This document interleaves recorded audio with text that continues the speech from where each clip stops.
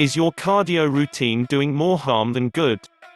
Before you start wasting hours upon hours on those boring treadmills, stationary bikes, and elliptical machines, let's examine if low moderate intensity, long duration cardio exercise is really doing your body any good, or if it is mostly a waste of time. I hope you will concede upon finishing this article that there is a better way to get in great shape, and it doesn't have to involve endless hours on boring cardio machines. It is common to hear fitness professionals and medical doctors prescribe low to moderate intensity aerobic training, cardio, to people who are trying to prevent heart disease or lose weight. Most often, the recommendations constitute something along the lines of perform 30 to 60 minutes of steady-pace cardio 3 to 5 times per week, maintaining your heart rate at a moderate level. Before you just give in to this popular belief and become the hamster on the wheel, doing endless hours of boring cardio, I'd like you to consider some recent scientific research that indicates that steady-pace endurance cardio work may not be all it's cracked up to be.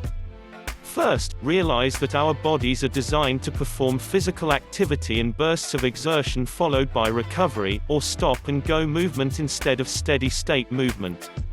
Recent research is suggesting that physical variability is one of the most important aspects to consider in your training. This tendency can be seen throughout nature as all animals demonstrate stop-and-go motion instead of steady-state motion. In fact, humans are the only creatures in nature that attempt to do endurance-type physical activities. Most competitive sports, with the exception of endurance running or cycling, are also based on stop-and-go movement or short bursts of exertion followed by recovery. To examine an example of the different effects of endurance or steady-state training versus stop-and-go training, consider the physiques of marathoners versus sprinters. Most sprinters carry a physique that is very lean, muscular, and powerful looking, while the typical dedicated marathoner is more often emaciated and sickly looking. Now, which would you rather resemble? Another factor to keep in mind regarding the benefits of physical variability is the internal effect of various forms of exercise on our body. Scientists have known that excessive steady-state endurance exercise, different for everyone, but sometimes defined as greater than 60 minutes per session most days of the week, increases free radical production in the body, can degenerate joints, reduces immune function, causes muscle wasting, and can cause a pro-inflammatory response in the body that can potentially lead to chronic diseases. On the other hand, highly variable cyclic training has been linked to increased antioxidant production in the body and an anti-inflammatory response, a more efficient nitric oxide response, which can encourage a healthy cardiovascular system, and an increased metabolic rate response, which can assist with weight loss. Furthermore, steady-state endurance training only trains the heart at one specific heart rate range and doesn't train it to respond to various everyday stressors. On the other hand, highly variable cyclic training teaches the heart to respond to and recover from a variety of demands, making it less likely to fail when you need it. Think about it this way: exercise that trains your heart to rapidly increase and rapidly decrease will make your heart more capable of handling everyday stress. Stress can cause your blood pressure and heart rate to increase rapidly. Steady-state jogging and other endurance training does not train your heart to be able to handle rapid changes in heart rate or blood pressure. For example, let's say you jog trying to maintain the same pace for a good 45-minute run. As long as you didn't encounter any big hills along the way, you probably maintained approximately the same heart rate the entire time. Let's say it was 135 beats per minute. Now, let's contrast that with a much more effective workout of doing 20 minutes of alternating all-out wind sprints with walking for a minute or two in between sprints to recover.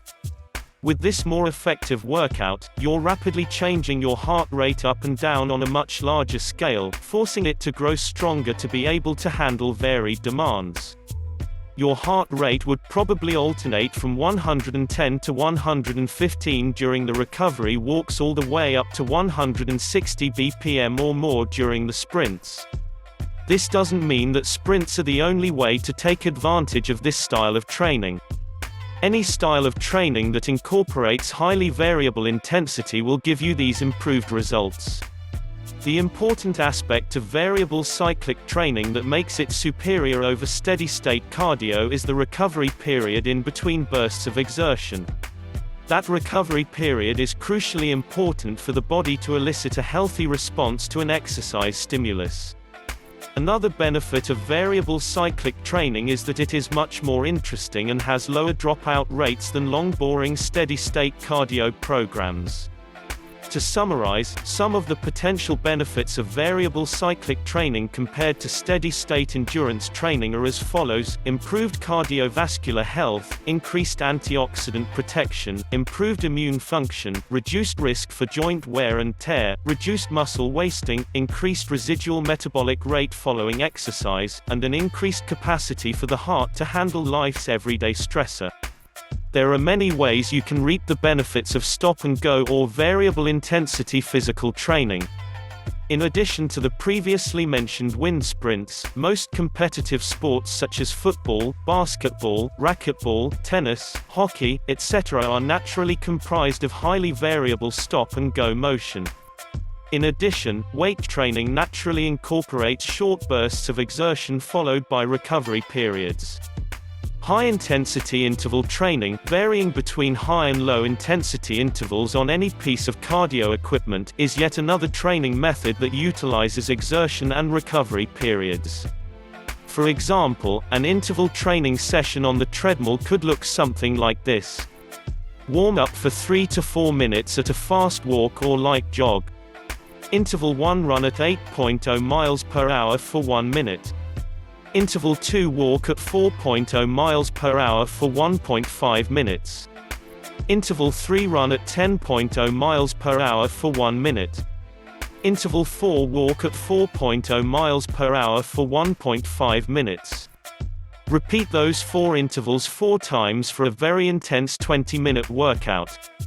The takeaway message from this article is to try to train your body at highly variable intensity rates for the majority of your workouts to get the most beneficial response in terms of heart health, fat loss, and a strong, lean body.